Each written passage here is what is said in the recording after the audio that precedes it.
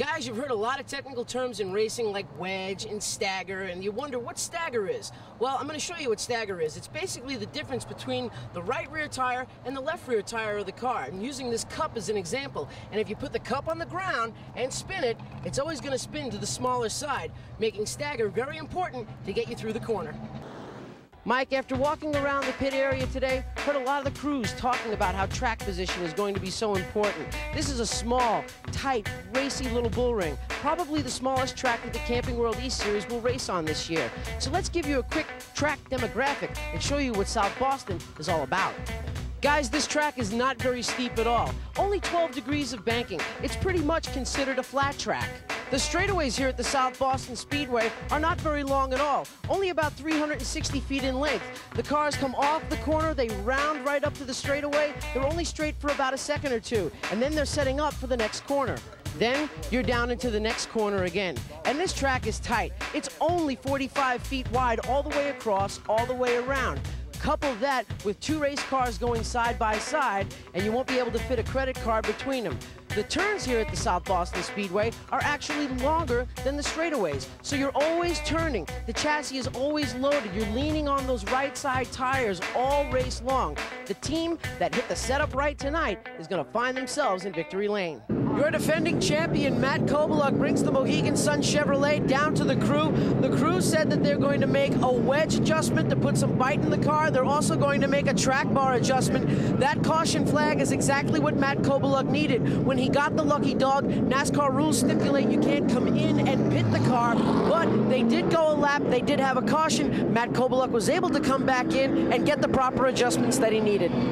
Back at Adirondack International Speedway, Byers leaving pit road now, Derek. The handling of the car was not to Kelly Byers' liking. The car was skating around a little bit. He made contact with the 13 of Charlie Menard, and they had to come in and change this. This is a spring rubber. It was keeping the car unbalanced. They said the car was too loose coming off the corners. So they came in, pulled this out of the car, and sent Kelly back out on the track. All right, thanks a lot, Derek.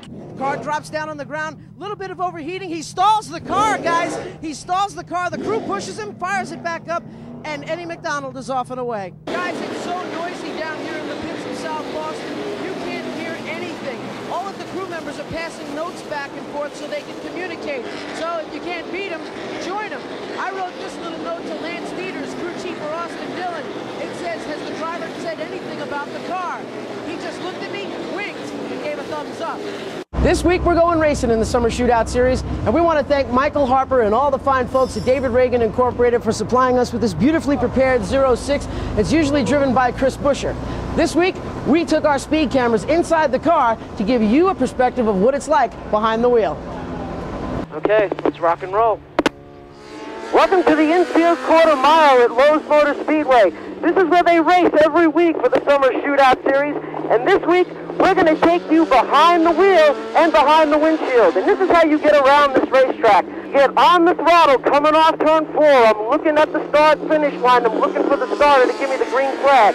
You come off turn 4, start laying into the throttle, drive it all the way along the wall, down at the turn number 1. And this is a paperclip-shaped oval, so you want to run right along the wall, all the way down the straightaways, and when you get down into the corner, you want to be right on the bottom. The bottom groove is the place to be here at this racetrack. And this is a flat track, too. There's no banking to hold you in. You come off the corner, bring the car way up to the wall, down the straightaway, and right to the bottom of the next corner. And that's one lap around the Lowe's Motor Speedway. You know, guys, one of the first differences that you notice between the modifieds and the stock cars are the tires.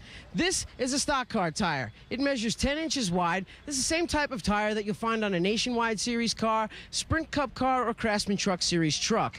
Over here on my left is a Whelen Modified Series tire. 15 inches wide, 5 more inches of rubber on the track. If you break down those numbers and do the math, it's like having 6 tires on the car instead of 4. Guys, right before we go green, if you look over my shoulder, you'll notice that there's no pit road. There's no pits in the infield at all. The pits are outside the track, so that means the teams tonight are going to do this race without stopping, which also means tire management. Conserve the car. Keep the tires underneath you. Phil, when you're running a race like this, how important is it to keep that last little bit of tire life on the car at race's end? Derek, it's extremely important. That's Before we get the start, let's go to Derek Pernasiglio. Thanks, Rick. Hello to you folks at home. It's a brand new season for the E-Series, and the big story this year is the mix of the rookies and the veterans. 5 rookies start in the top 10 here tonight. How about Matt DiBenedetto in the 18 driving for Joe Gibbs?